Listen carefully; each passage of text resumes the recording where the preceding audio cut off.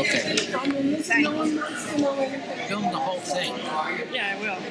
How do you spell fraud? What's that? Fraudulent. F-R-A. F-R what? F-R-A-U-D-U-L-E-N-T.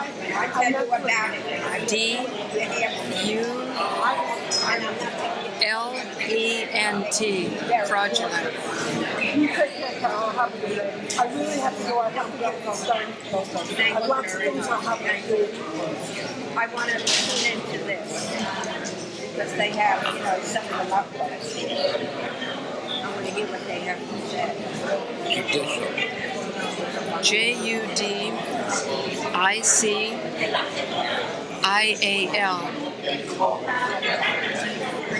Foreclosure. F-O-R-E. C-L-O. S-U-R-E. You and I are probably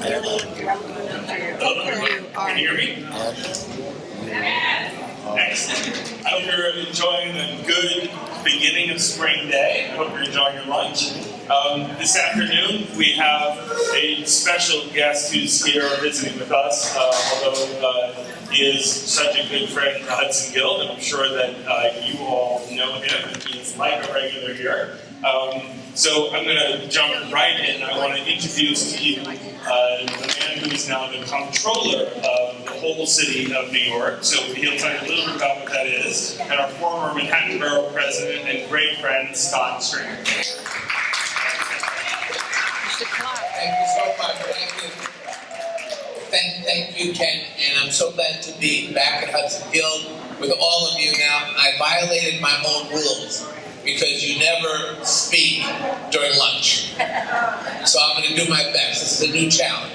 But I'm really glad to be here, and I wanted to tell you about the program we're going to have in the next few minutes. And it's our effort with AARP to deal with the issues of senior fraud.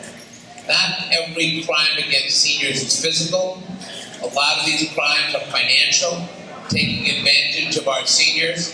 And AARP has really developed what I think is an excellent protocol and an excellent presentation to help each and every one of you protect yourselves. In this ever-changing world, we have to be more vigilant to protect the seniors who gave so much to our city. So I will tell you, we kicked off this AARP collaboration in all 5 boroughs, and I have to tell you, it's been very successful. So as you're eating or after you're eating, Brenda is the all-encompassing knowledge base of how to protect yourself.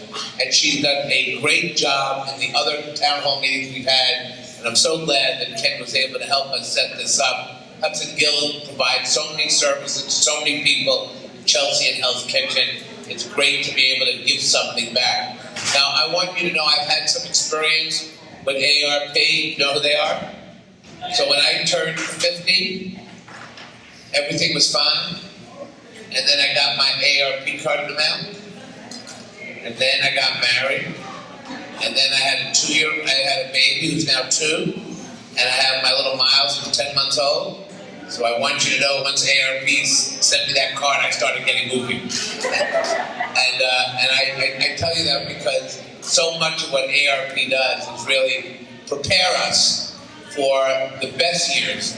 And I feel it a little bit every day. So without further ado, are we going to start? Or are we going to...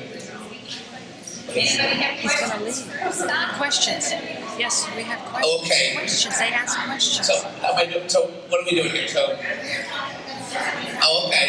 Well, let me think. Does anyone have any questions for me? I want you to know the money's in the bank.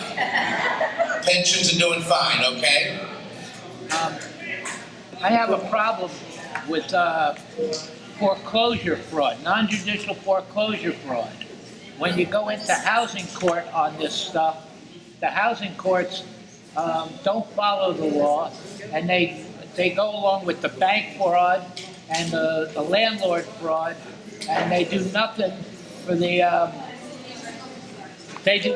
the person who's been defrauded. We're going to certainly help you with your problem, and I thank you. Can you help us with this? Okay. we're certainly going to help. Okay, Scott Stringer is now being served with paperwork that's going before the housing court May 14th. We consider this service done in public to be an important service about addressing the issue of non-judicial foreclosures, which are illegal in the state of New York. This is a very important issue. Thank you, Scott Stringer. Thank you very much. We're happy to see your papers and with your questions. So without further ado, somebody who's worked very hard on all these issues. Thank you, Scott. It's a pleasure to do this in conjunction with the Stringer's office because they are really concerned about you all. Not just with the money for the whole city, but with us as seniors. And I want to thank Dan Campanelli, who is here at your center, and Marina Alteza, and Tuckers. These are all people who have helped us come here for you. Now I have a question for you. Okay? Listen up. I just heard from this gentleman. How many of you have had identity theft or fraud happen to you? Yes, identity theft and fraud. So that's 4 people. Now I have to 5 people. I have to tell you, 6, 7. Oh, you're quick here in Manhattan. I love you guys because we speak up and say, I've had it. I'm not going to take this anymore. In Brooklyn a couple of weeks ago. Scott, I want you to know that the Comptroller of the Currency, Vance Packard in Washington, D.C. Okay.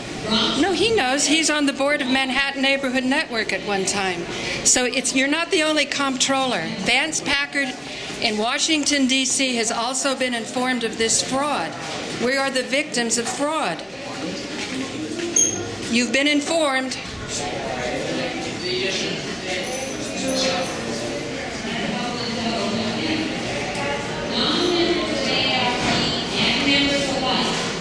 And get watchdog alerts, stay up to date on the economist's latest tricks, and talk to a real live person for help.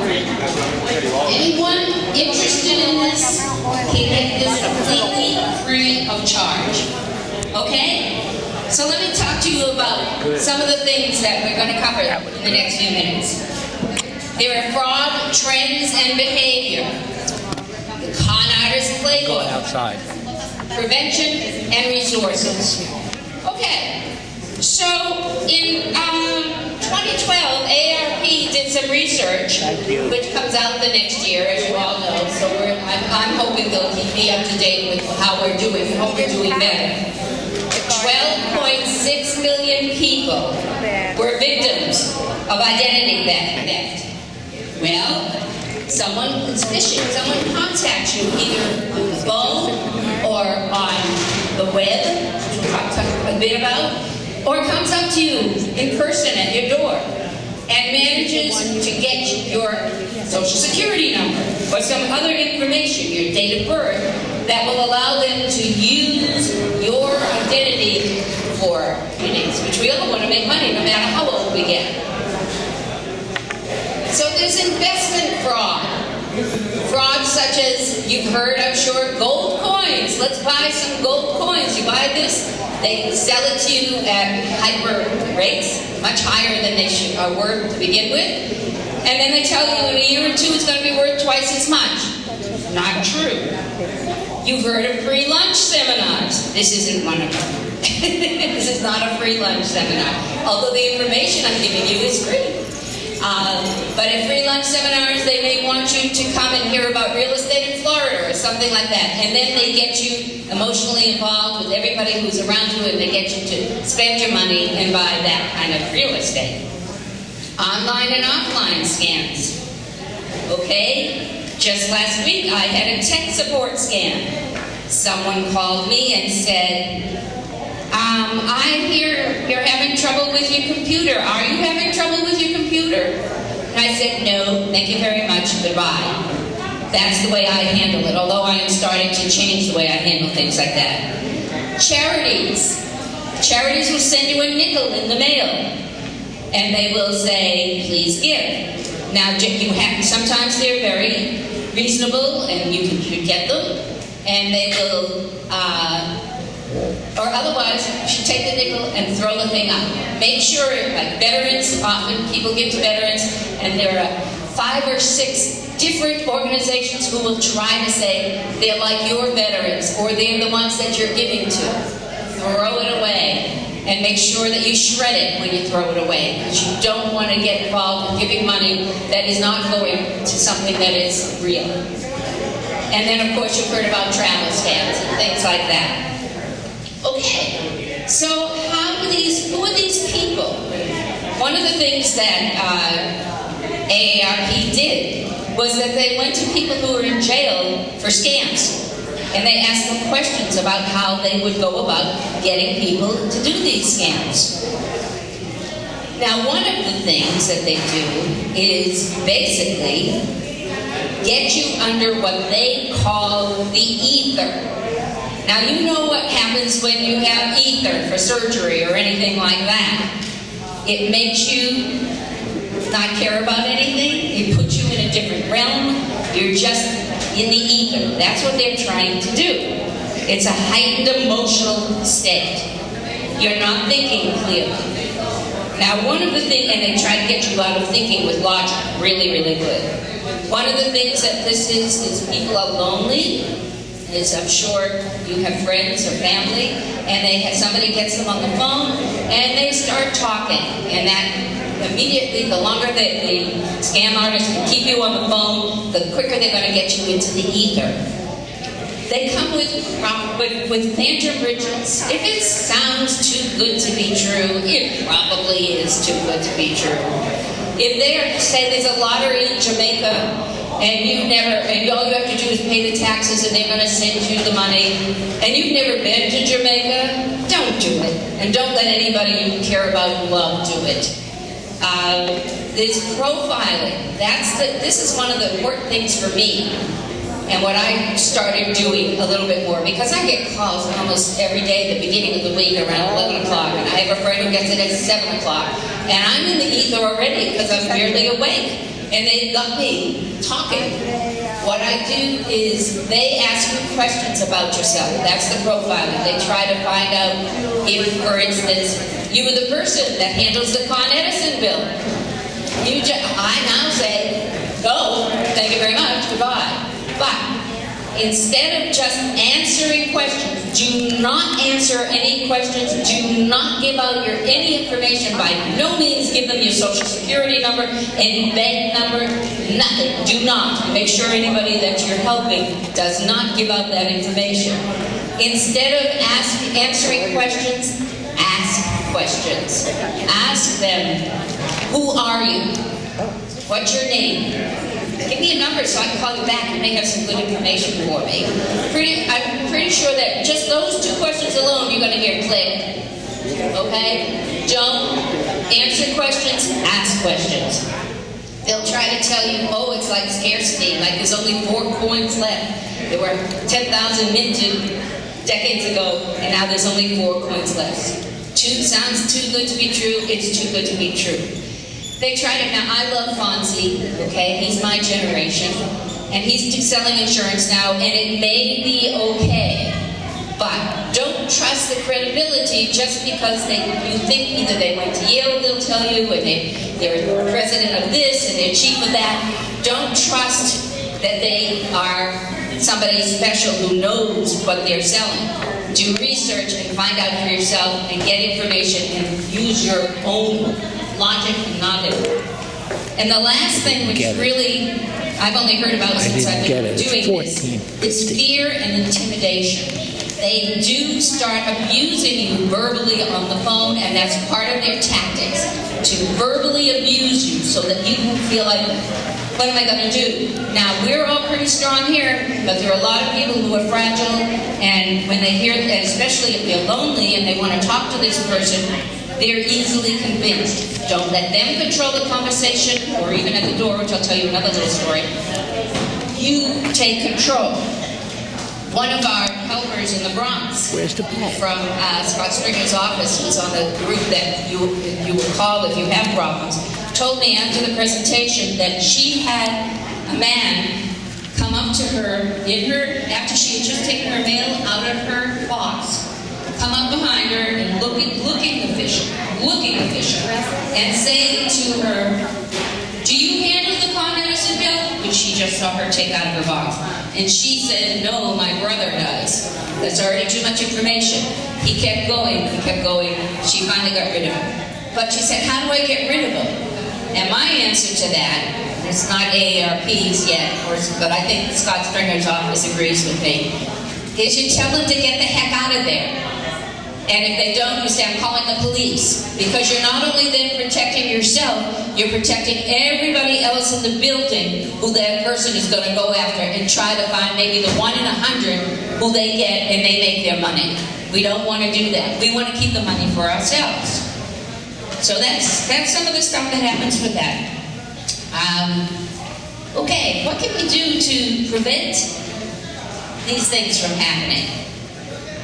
The victims usually tend to get excited easily.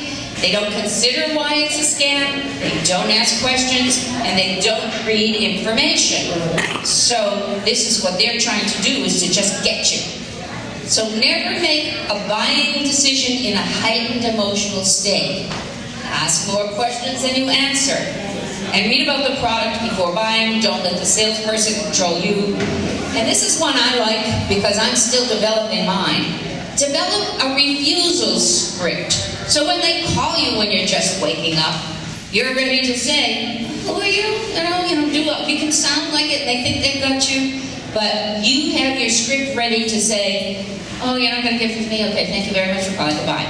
But these people have got to find a better job. I'm sorry. They're sitting around in a boiler room trained to get your money and not in a good way.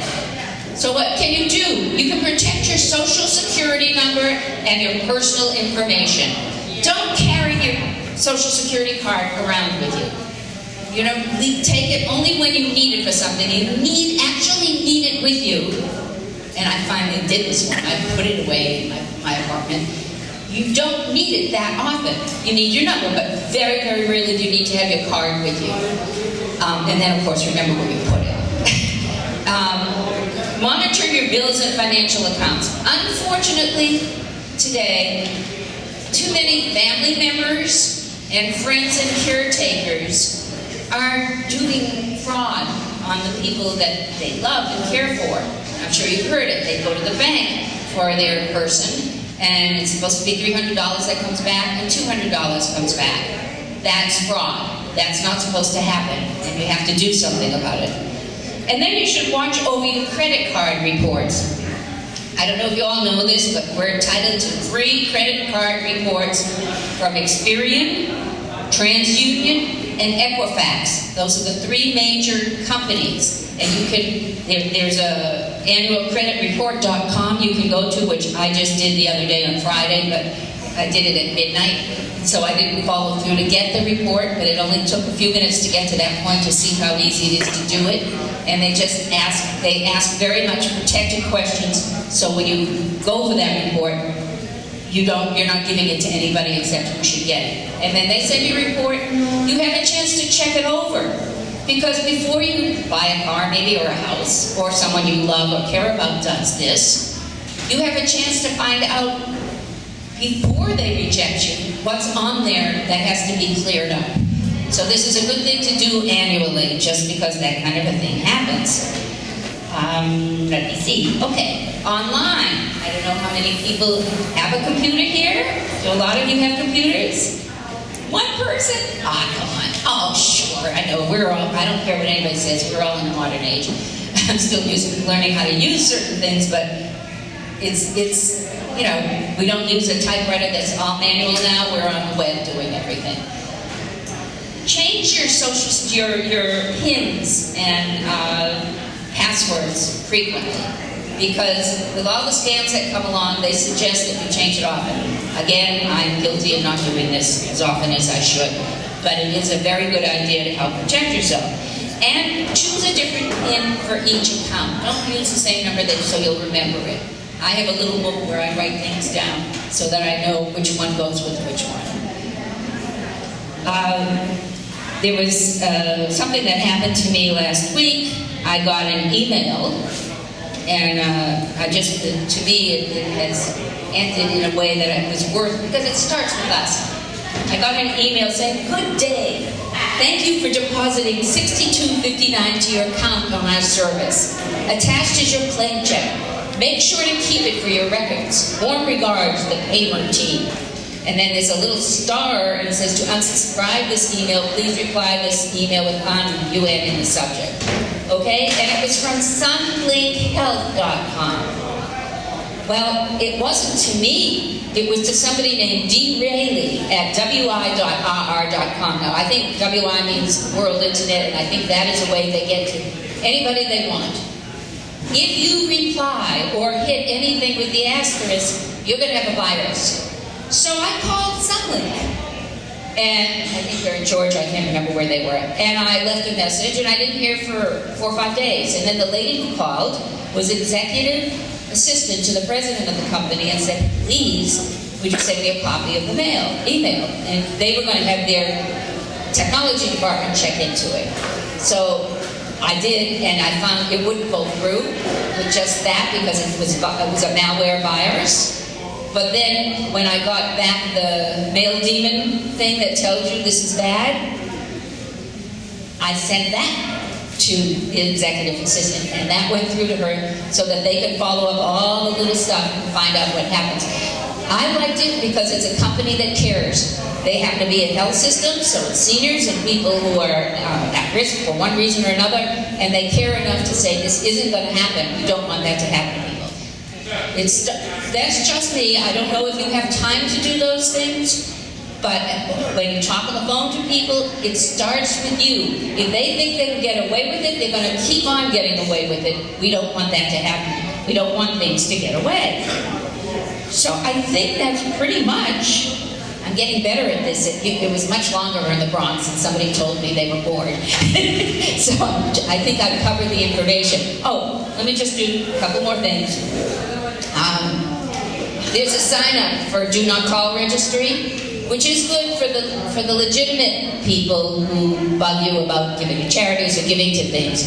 But those people I'm talking about who are the scam artists, they don't care about the law, so they're going to come anyway. So the registry is somewhat helpful, but it's not going to be against those people who break the law.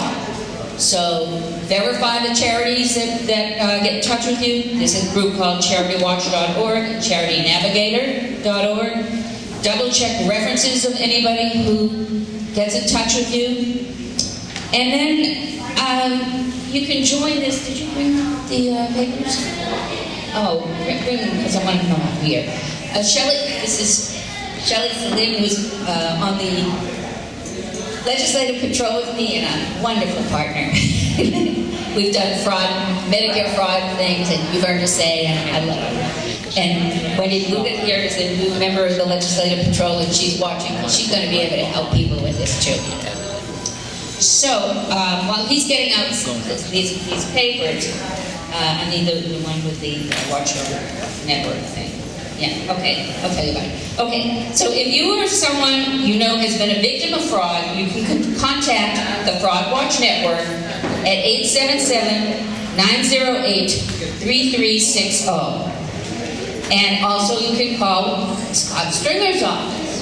And if you took one of these, his number is at the bottom here, 212-669-3916, or go to comptroller.newyorkcity.gov. Yes, I got that right. And these are two ways where you can get some information. We have here applications for the Fraud Watch Network, which we've been talking about. Doesn't cost anything.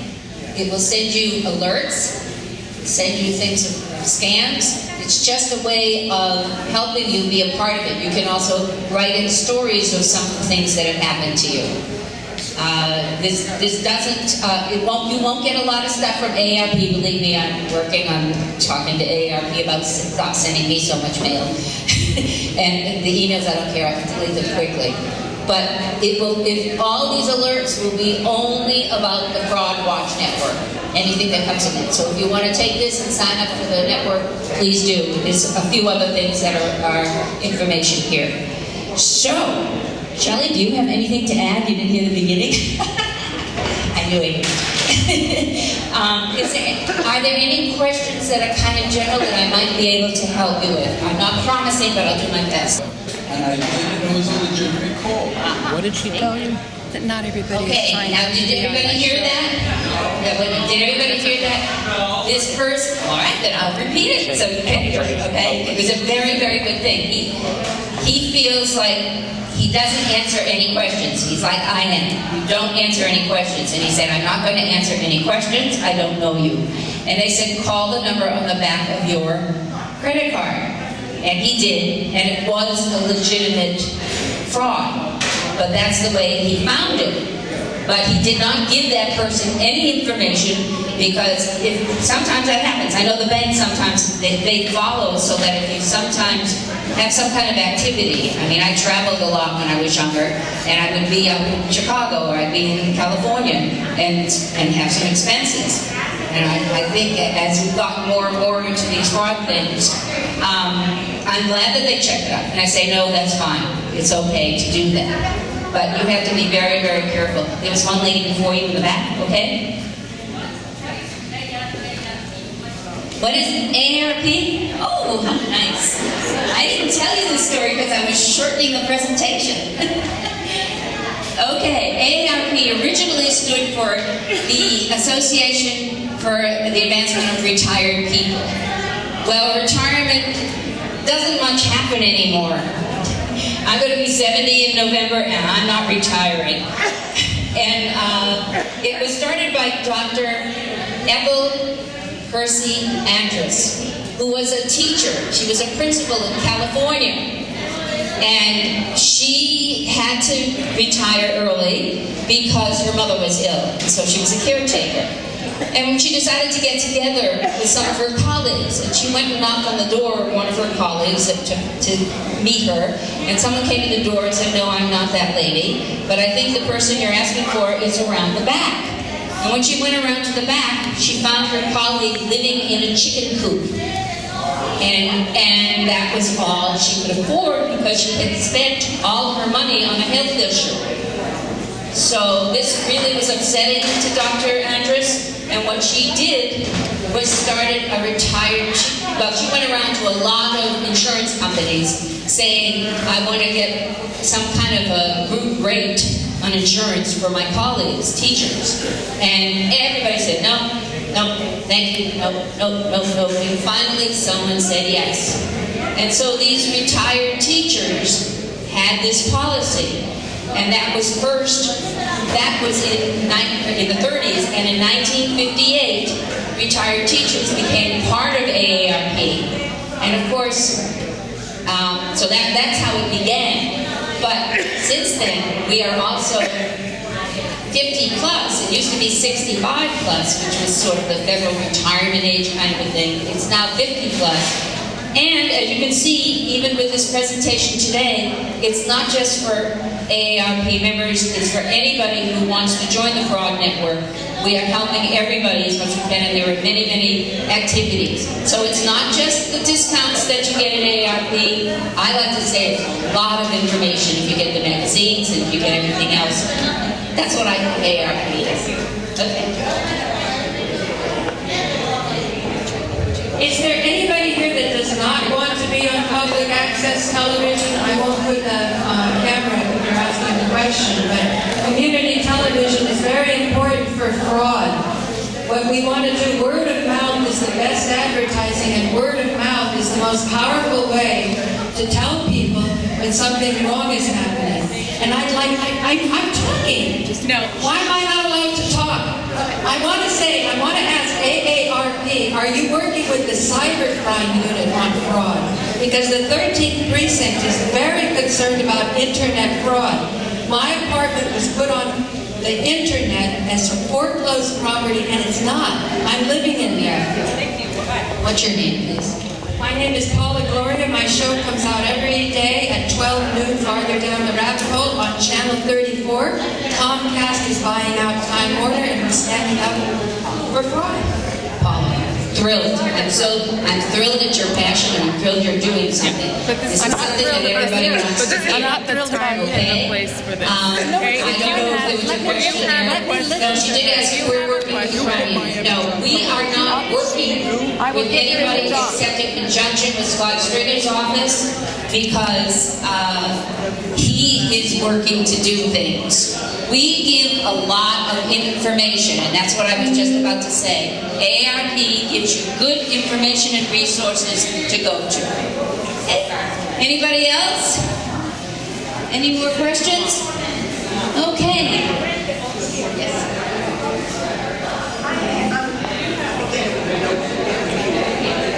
I'm the beginning with a notebook computer, so I'm not techno-savvy yet. The only thing is, a guy called me, I think it's from India, and he said to me, please turn on your computer, you have trouble with your computer. And I said, who are you with? And he gave me a name and whatever, and I said, no, I won't. And I figured he was going to do something for my computer. So I went, and he was either going to create a virus, or he was going to steal some personal information. So then what happened, it was so persistent. 3 days later, a lady from the same country called me with the same story.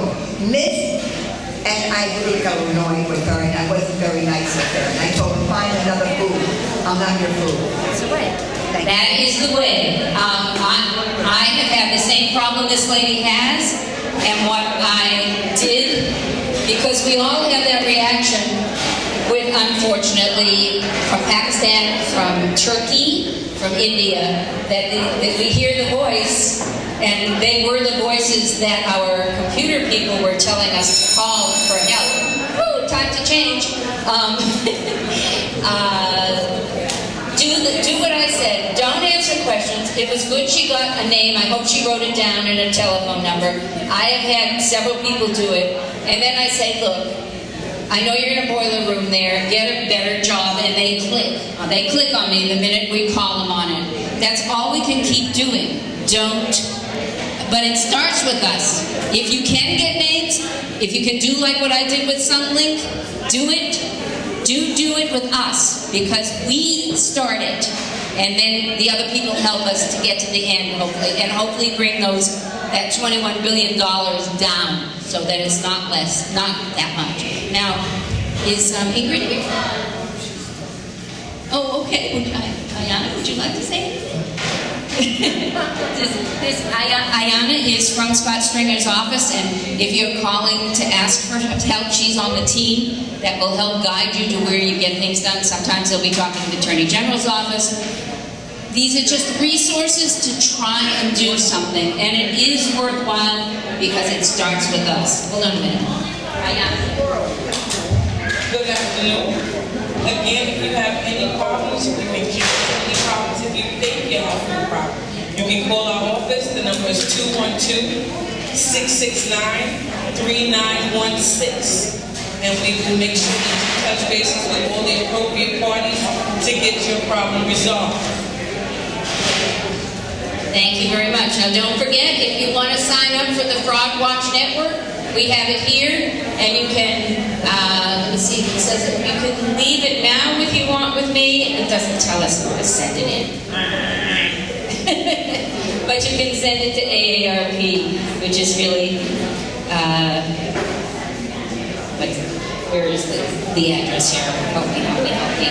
3rd Avenue and 49th Street. Okay, we're relatively new. You're only the second one I've given, and I keep finding out information and things.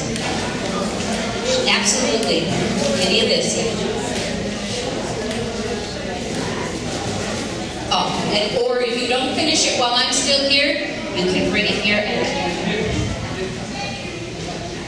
and Cheryl will take them and she'll send them into AARP for you. Okay? That's easier. So if you want to fill out these forms, and we'll need these forms so that if you don't do it now, but you do it tomorrow or the next day, and you give them to Cheryl, she'll send it to AARP and you'll be on the fraud network. Anything? Yeah. If anybody wants to contact the office directly with their problem, there's going to be constituent intake forms left on the table. You fill them out, you give them to your director, and we'll make sure that she forwards them to us. Okay, So you have two places to try to go and get some things helpful to you and hopefully not frustrate you so much. But let's fight these scam artists and, as far as I'm concerned, bad guys and get stuff done. Okay, we'll leave that. Okay, there are no more questions. Thank you very much for your time, and I'll be here for a few more minutes.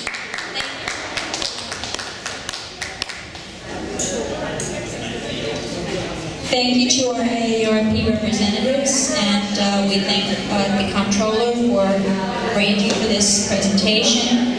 And again, if you want to fill out the forms, you're not sure where to mail them to, just bring them to myself or to Marina, and we'll make sure they get mailed for you.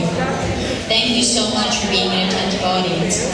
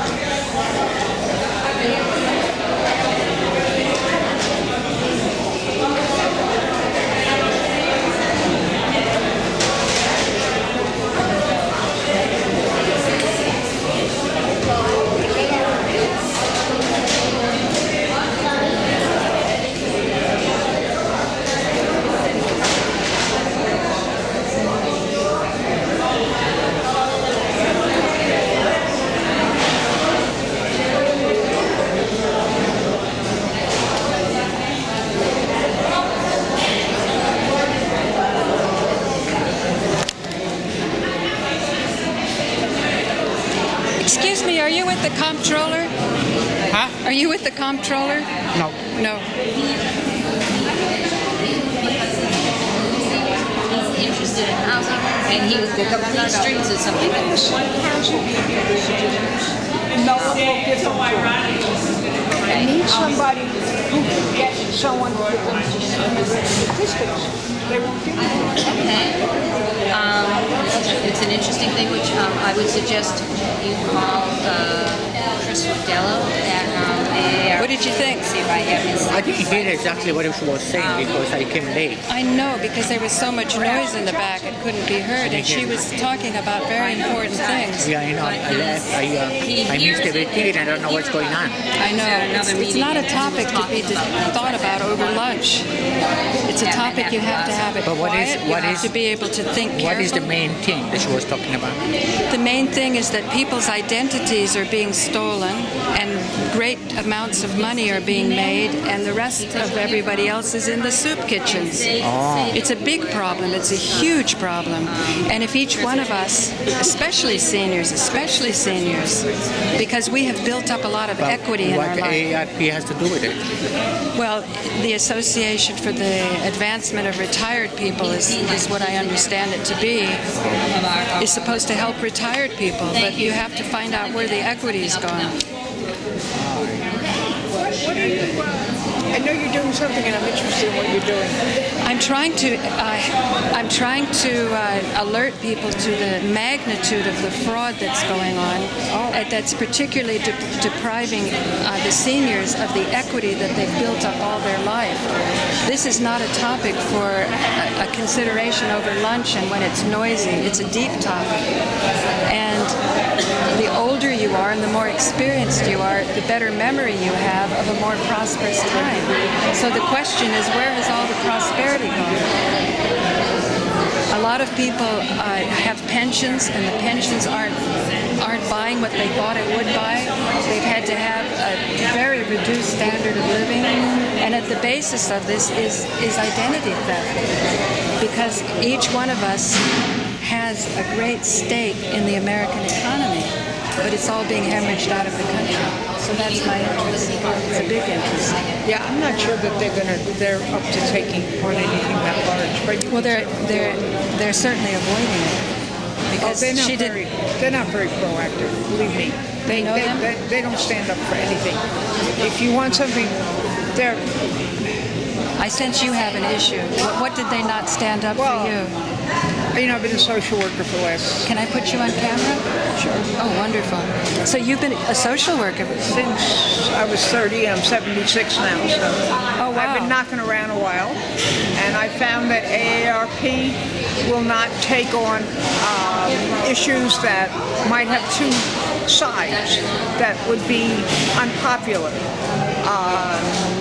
One of the things I just asked them to do is to see if they can help me find a way of getting some statistics on the people who slip and fall on the ice and the people who get hit by bikes. Corey Johnson of the City Council has been trying to get it, but he can't seem to get them to release it. And I don't understand, because every hospital keeps detailed records of everybody they see, and every doctor keeps detailed records of everybody they see. So how come we can't get these numbers?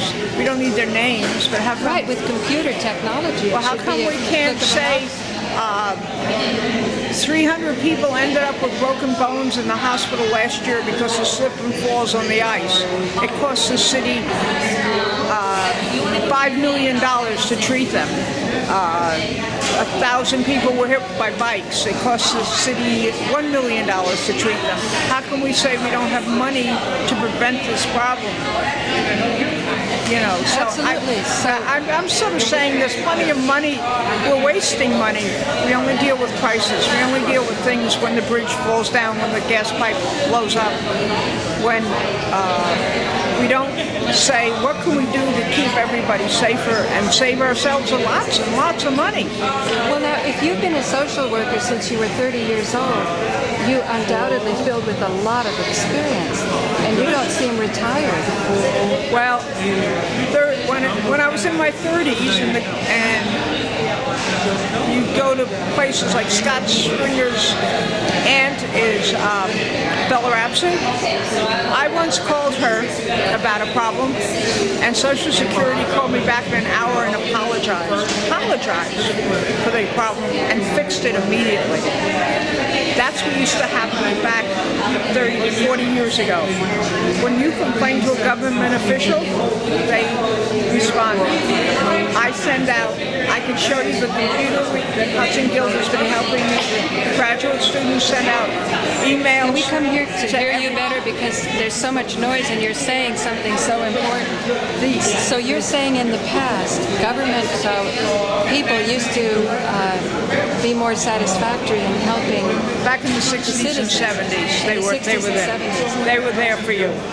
And it's wonderful that now you have experience, but now young people think that they're never there for you. They aren't there for you now. I've sent out maybe 100 emails about all these issues to everybody I could think of, every politician, the mayor, the city council people, everybody that I can think of. I've sent emails out about issues, and not one person has had the courtesy to even send me back a note saying, thank you for letting us know, we'll see what we can do.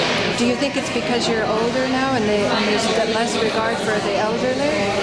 No, know. I just think that I don't know.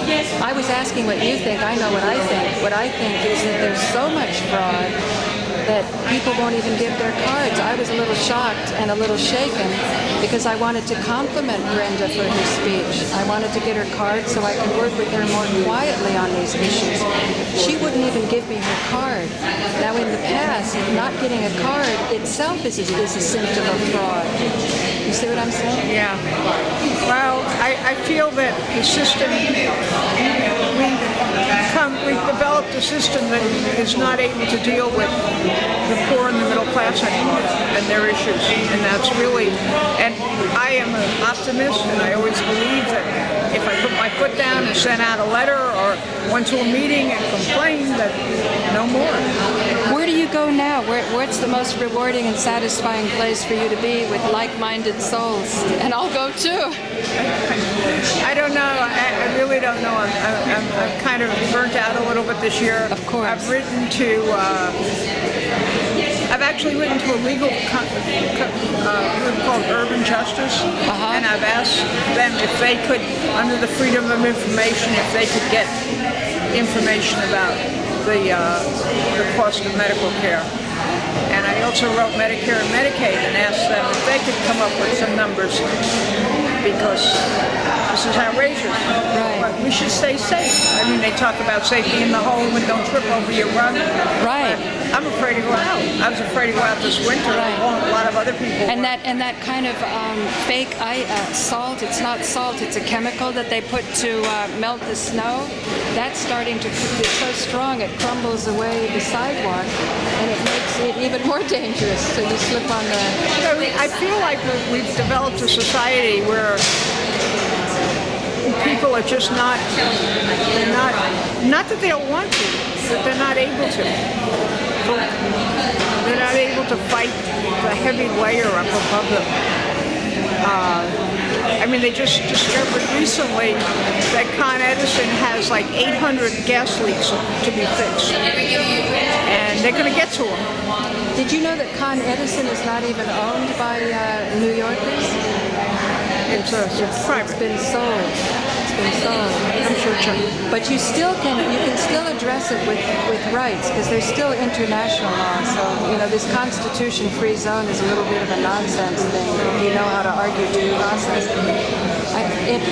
Would you like to share your name and contact? Julia Martin, 646-765-4913, and my email is jwhite, like the color, Martin, @gmail.com. And I just feel that we don't think we're building all this housing west of 9th Avenue, and I'm wondering if anybody has dealt with it around regards to the next hurricane. Right. I don't think we ever think anything through. Look what we did in South Street. We knew that there was going to be flooding, and we spent billions of dollars putting a subway station in. It was open maybe 6 months before it got completely destroyed. And so you're saying in the 60s and the 70s, when people would call this to the attention of the inspectors or the appropriate officers, there would be satisfaction. They would respond. They would be concerned. City planning really meant something. Design meant something. I used to think I was Superman. I could get anything done. Yeah. I'd go complain, and they'd say you didn't have to have 30 people sign the complaint. All you had to do was just call me. And well, let's get this up on public access and see if you get any calls, because it's not over till the fat lady sings. Okay. Thank you very much. We served Scott Stringer with the paperwork from our court, the Coram Nobis, and all the stuff that shows the fraud, the non-judicial foreclosure fraud. He came here and said that he wanted to talk to the seniors about fraud, and so we gave him our paperwork. And under 18 U.S.C. misprison of felony, when you've informed people of felonies, especially those people in public office, judges and politicians, they're obligated to do something about it, or they become complicitous. Now that we've given Scott Stringer our paperwork, which shows the fraud, that breaks it all down, we're curious to see if Scott Stringer is going to do anything about it. And I told Scott Stringer that that when the banks do foreclosures and the big real estate corporations and big real estate lawyers do it, the courts become complicitous when they don't protect the rights of the people who are violated, of the people who had fraud done to them. So now it's in Scott Stringer's court to see if he's going to do something. We served him in front of a whole group of people at the Hudson Guild Center, and there were plenty of witnesses that he got it. So he can't deny that he was not informed of fraud. And again, under 18 U.S.C., misprison of felony, to not do something, he becomes complicitous in the crimes against us. Wonderful. What's new with you, Joseph? Can you explain for viewers who don't understand, for people who've just tuned in and never seen you before, what does this mean about no two tiers in the union? Well, the 2 tiers of the union. When I joined the union, naturally, when you join the union, you start to pay dues. Okay, for 2 years, the 2 years dues money that they did not contribute to my pension, they use that with union politics. You know what I mean? That 2 years. That's what you see there now. No more 2 tiers. But now the employer cut that out. They told the union that's no mas, because the monies that you took is going to go back into the employees, into their paycheck. So that's going to mean more money for the retirees, right? Yeah, sure. Okay. But the 2 years that I got, I don't get it. Because I was short. Because they took out the 2 years from him, he needed 5 years to be able to retire.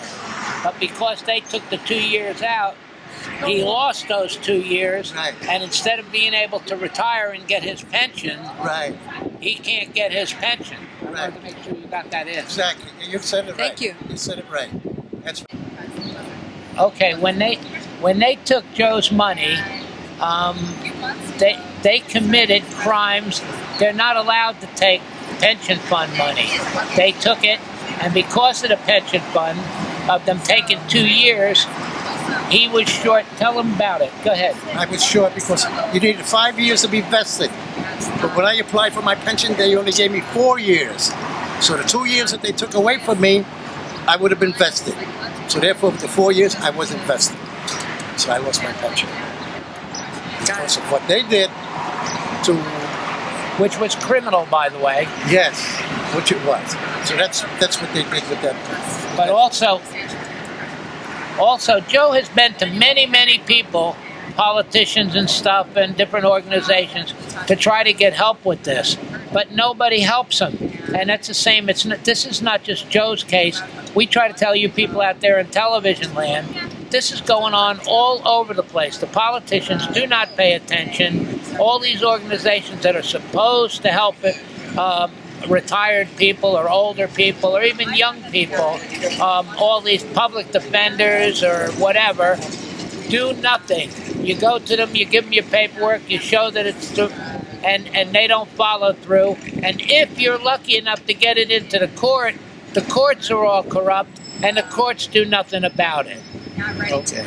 Now my union, 32BJ, they never represented me. They acted like the judge, the juror, and executioner. They told me I pay their dues, my dues pays their salary, and they told me that we're not going to go to arbitration because I don't think we can win with your case. What right did they have? I never had a chance. My rights were violated. Everything was violated. You never had a fair hearing? Nothing. No hearing, nothing. What kind of a union is this? This is a union, you call it? These are dictators. They're thugs. And I'm paying their salary with my dues money. And here... Well, at least you came and you hooked up with us, because you're seeing that we got 6 judges backed off. So, yeah, right. And we managed to serve Scott Stringer. Yes, yes. So, slowly but surely, right? They had no right to do what they did. Not handling my case. Okay. Do you have your own bicycle? I have my own bike. I have a little folding bike. which is very heavy, unfortunately, but it fits in my house. And what scares me is that the bike, especially a city bike, a great big bike, if it rides through the light and I'm going through the light legally and they're going through the light and I see them coming down the block, there's nowhere for me to run. I just hope I can get across the street before they plow me down. So are you saying that we can't hold Citibank responsible for the city bikes? It's the driver of the bikes that aren't obeying the law. I'm not so sure. I think that you're creating an attractive nuisance. You're putting something on the street that's heavy, that people can ride any way they like. And I think that you have to take some responsibility for what goes wrong. You can't say, well, it's nothing to do with me, it's the bike rider. No, well, why don't you leave some guns around the street and say, well, it's not my problem. I didn't tell them to pick up the gun. So you don't like the city bikes with the credit? I don't like the credit card deal. I don't like anything to do with the credit cards because of the bank fraud. Because you put your credit card in, they know where you've been, they know where you're going, they track you, and in the future they can ratchet the price way high and then make regular bikes illegal. You see what I mean? Like now you and I both have a private bicycle.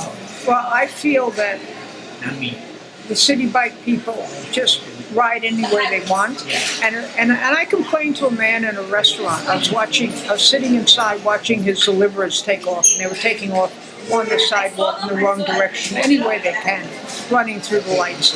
And I said to him, you know, you seem like an intelligent person. Why don't you tell your staff to stop this? He says, but everybody does it. How can I tell them to stop it when every other bike rides exactly the same way? There's nobody setting an example. His deliverers aren't behaving any different than anybody else. And I think the more people ride through the lights, the more people are going to ride through the lights. Now, riding through the light when there's nobody crossing the street and there's not another car coming up the block on a quiet street isn't such a big deal.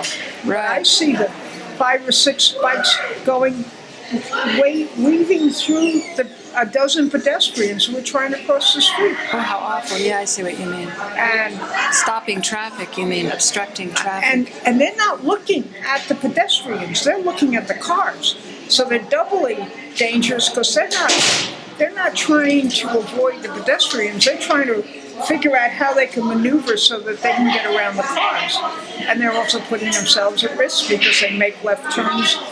They try to go straight when the car has a left turn lane signal. So I've heard more cars hitting their brakes to avoid them.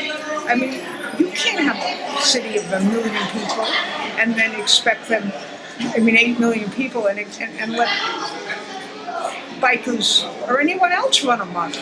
I mean, you would... Well, Julia, I'm going to post your email, and we'll see what other viewers think and see if we can get more interest in this important topic. If you want to reach out to Julia Martin, she's at 646-765-4913, jwhitemartin@gmail.com. And her concern is safety on the bicycles, and I think it should be a concern of all of Manhattan. Thank you, Julia. Thank you. But I hope